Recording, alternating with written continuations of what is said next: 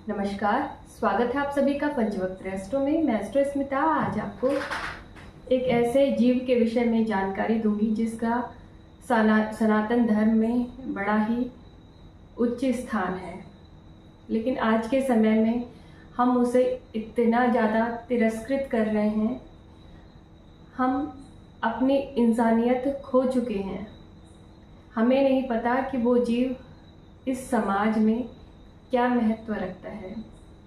मैं बात कर रही हूँ डॉग की, जो इस समय कुत्तों की स्थिति हो रखी है। उनको तिरस्कृत किया जा रहा है हर जगह पे कि इनके काटने से रेबीज होता है, और इस वजह से इनको एक जगह पे इकट्ठा करके उनको रख दिया जाए। ऐसा सुप्रीम कोर्ट का ऑर्डर निकला था, लेकिन इतने ज़्यादा शेल्टर होम नहीं होने के कारण लोगों में एक तरह की अफरा तफरी है। जो डॉग लवर हैं उनको पता है कि उनकी सही देखभाल नहीं हो पाएगी, उनका अच्छे से देखरेख नहीं हो पाएगा, इसलिए सभी को अंदर से ये कहीं ना कहीं इस बात का डर है कि उनको मार दिया जाएगा। जब हम किसी जीव को खाना ही नहीं खिला पा रहे हैं, उसकी देखभाल ही नहीं कर पा रहे हैं, वो हमारे अगर गली में घूमता है तो हम उसको भगा देते हैं। इस तरह की आज स्थिति बन चुकी है। तो इसके लिए हमें याद दिलाना पड़ेगा कि सनातन धर्म में अगर हम खुद को सनातनी मानते हैं तो हमारे धर्म में उस जीव का क्या महत्व है।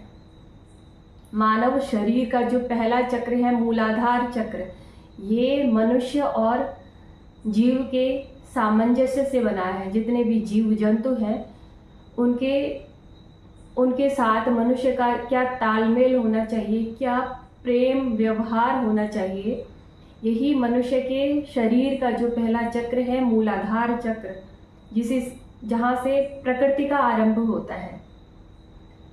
ये चक्र भगवान गणेश को समर्पित है। भगवान गणेश इसके प्रतिनिधि देवता माने गए हैं। जो भगवान गणेश का आधा मुंह जानवर का है और आधा जो उनका शरीर है वो मनुष्य का है। ये दर्शाता है कि जीवों के प्रति दया रखो।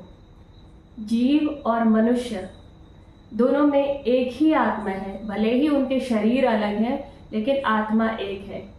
ये इस चीज़ को दर्शाता है। लेकिन आज के समय में हमें बिल्कुल भी ज्ञान नहीं है, हमें बोध ही नहीं है कि वास्तविक ज्ञान क्या होता है, प्रेम क्या है, सच्चा प्रेम क्या है। हम बाह्य स्थिति को देखते हैं। अगर पहले तो मेरे उन परिवारों के प्रति मैं संवेदना व्यक्त करती हूँ कि जिनके बच्चों को, वे किसी के बेटे को, बेटी को किसी कुत्ते ने काटा हो और उन्हें रेबीज से उनकी मृत्यु हुई हो, तो इसके लिए मेरी संवेदनाएं हैं उन परिवार के लिए। लेकिन इसके लिए अगर कोई एक कुत्ता किसी को काटता है, उससे उस परिवार में किसी की मृत्यु होती है, तो इसका मतलब ये नहीं होता कि सारे ही जितने भी डॉग हैं वो सारे ही रेबीज ग्रस्त हैं। इसके लिए हम सभी को सजा नहीं दे सकते। इसके लिए हमें ये समझना होगा कि किसको रेबीज हुआ है। मतलब अगर कोई डॉग पैदा होता है तो रेबीज के साथ पैदा नहीं होता, उसको भी कहीं से रेबीज आता है, तब वो उस रोग से ग्रस्त होता है। उस बेचारे को तो पता भी नहीं होता कि उसको बीमारी है। वो जीव है, और वो जीव ऐसा है जो मनुष्य पे आश्रित है। जैसे गाय, कुत्ता और कौवा, ये 3 जीव ऐसे हैं, इनको सनातन धर्म में पितरों की संज्ञा दी गई है, क्योंकि मनुष्य के बहुत ही नज़दीक है। जब पितृपक्ष आता है तो हम गाय को ढूंढते हैं, कुत्ते को ढूंढते हैं, कौवे को ढूंढते हैं ग्रास खिलाने के लिए, ताकि हमारे जो पितृ हैं वो तृप्त हों। तब हम स्वार्थवश इनको ढूंढते हैं। लेकिन जब हमारा स्वार्थ सिद्ध हो जाता है तो हमें कोई फर्क नहीं पड़ता कि कुत्ता कहाँ पड़ा है, उसको मारा जाए, रखा जाए, कोई फर्क नहीं पड़ता। आज के समय में जो कुत्तों से प्रेम करते हैं उनको डॉग लवर बोला जा रहा है, लेकिन जो प्रेम नहीं करते हैं वो खुद को मनुष्य मानते हैं। लेकिन धिक्कार है ऐसे मनुष्यों को जिन पे दया नाम की जिन पे चीज ही नहीं है, जिनको पता ही नहीं है कि डॉग में एक आत्मा है जिससे हम प्रेम करते हैं। हम शरीर से प्रेम नहीं कर रहे, उस जीव से प्रेम कर रहे हैं जो ईश्वर के बहुत नज़दीक है, जिसे ईश्वर ने बहुत ही खास स्थान दिया है।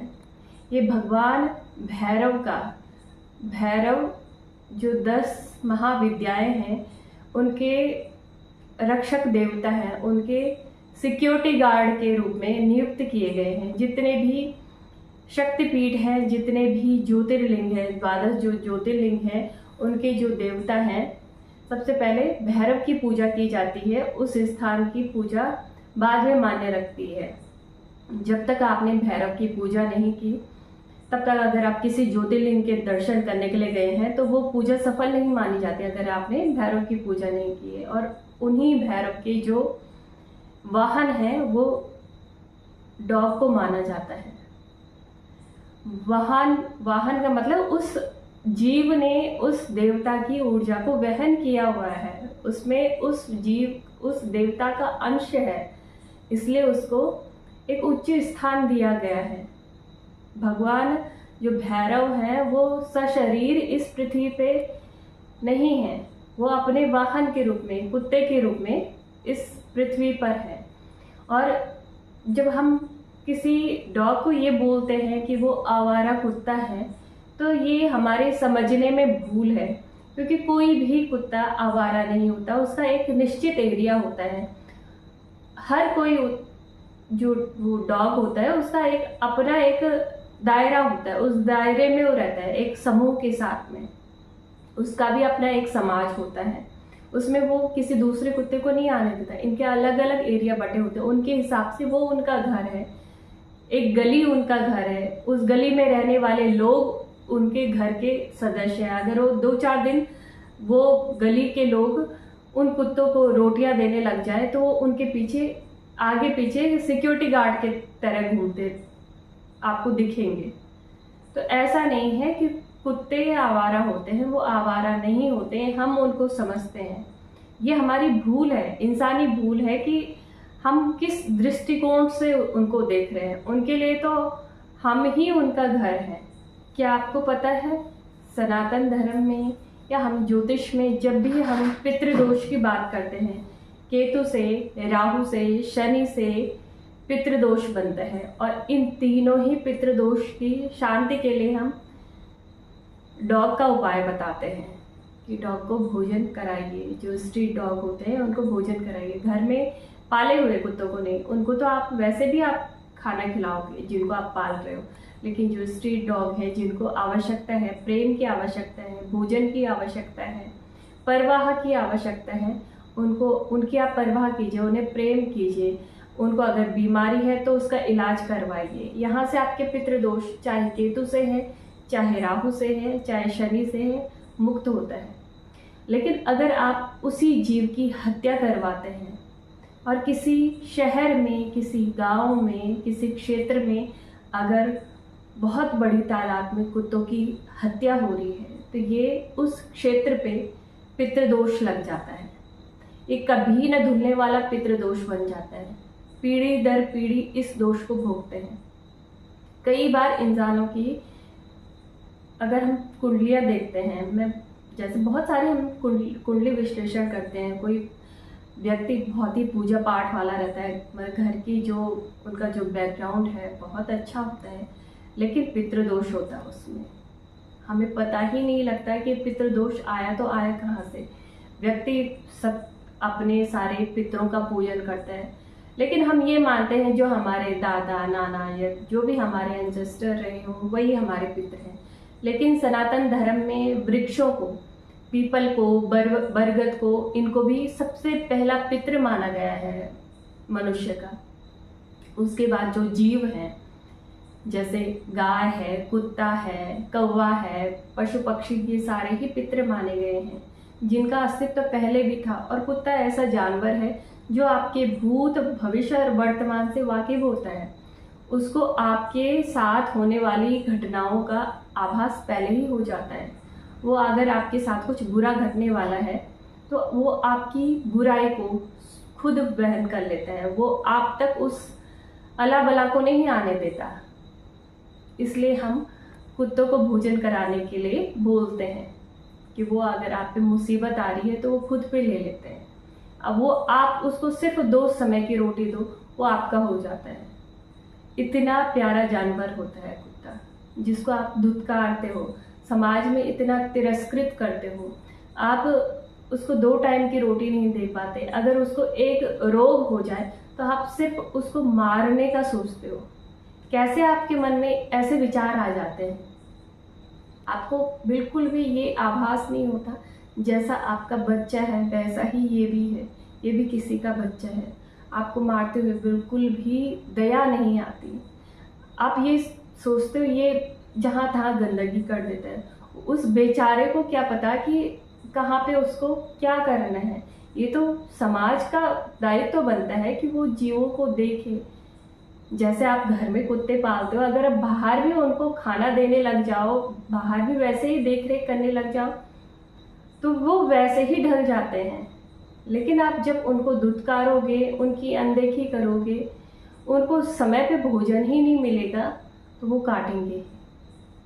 एक बार उनसे प्यार से उनके सर पे हाथ फेर के तो देखिए, आपको समझ में आएगा। वो सब कुछ समझते हैं जो आप सोचते हैं।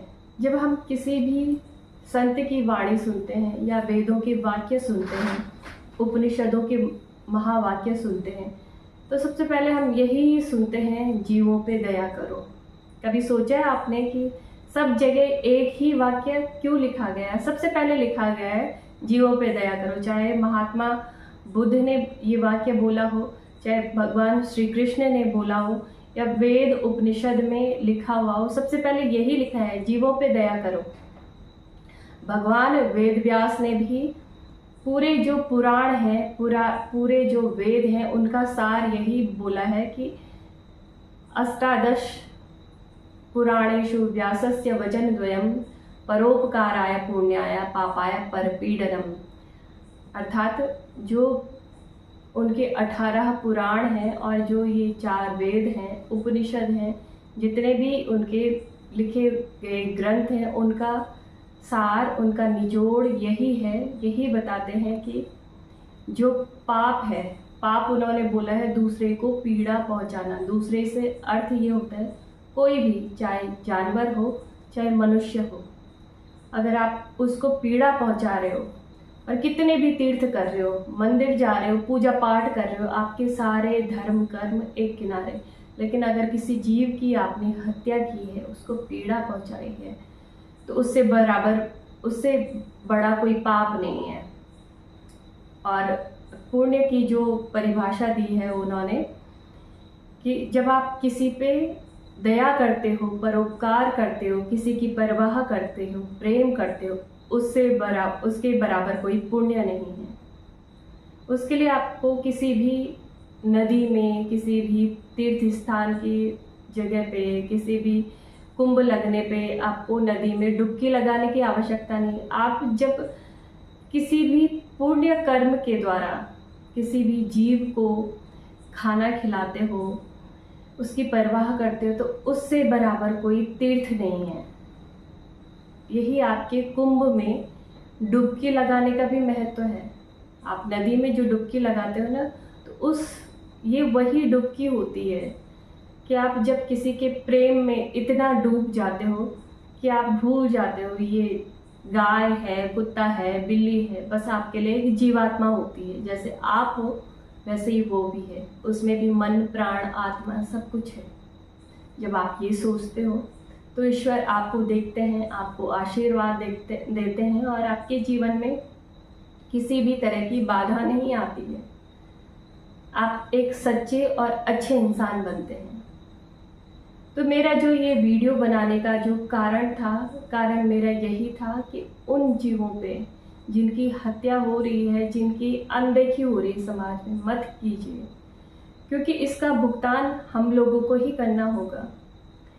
सनातन धर्म में उनको ऐसे ही देवताओं के वाहन के रूप में नियुक्त नहीं किया गया है। वो एक प्रतीकात्मक रूप है। उनमें उस देवता का वास है, उस आत्मा का वास है, उसको परम पवित्र माना गया है, जिसकी आप आज अनदेखी कर रहे हो। सब भुगतान आप और हमें सबको मिलके करना पड़ेगा।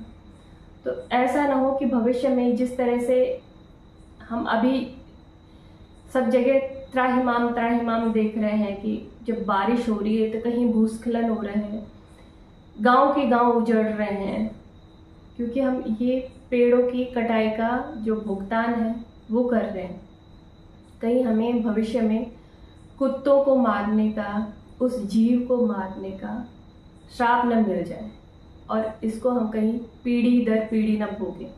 इसका हम ख्याल रखें। अगर हम प्रेम नहीं करते तो चुप करके किनारे बैठ जाएं, पर उसको दुत्कारें नहीं। बस मैं आपसे यही विनती करती हूँ, यदि प्रेम करते हैं तो उसको खाना खिलाइए और ऐसे जगह शामिल मत होइए, ऐसे लोगों में शामिल मत होइए जहाँ उनका बहिष्कार किया जा रहा है। ये आप अपने गुणों में उसको शामिल कर रहे हैं, अपने कर्मों में शामिल कर रहे हैं उस चीज़ को।